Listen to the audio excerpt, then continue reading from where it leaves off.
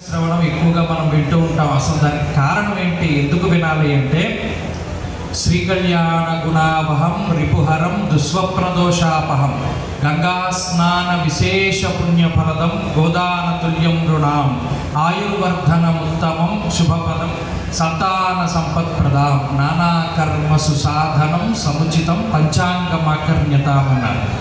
అనగా శ్రీకళ్యాణ గుణావహం, మనకి భగవంతుడిని ప్రార్థించడానికి నవవిధ భక్తి మార్గాలు ఉన్నాయి. శ్రవణం, కీర్తనం, స్మరణం, పాదసేవనం, అర్చనం, వందనం, దాస్యం, సఖ్యం, ఆత్మనివేదనం అనేటువంటి 9 మార్గాల్లో ప్రధానమైనటువంటి మార్గం శ్రవణం, అంటే వినడం అని చెప్పారు.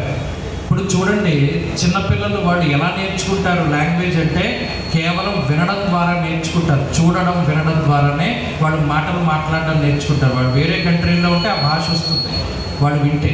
మనం తెలుగులో మాట్లాడుకుంటూ ఉంటే విని వాళ్ళకి తెలుగు వస్తుంది. శ్రవణం అనేటువంటిది అంత ముఖ్యం. ఎందుకు, చెవుల ద్వారా లోపలికి వెళ్ళినటువంటిది మనసుని ప్రభావం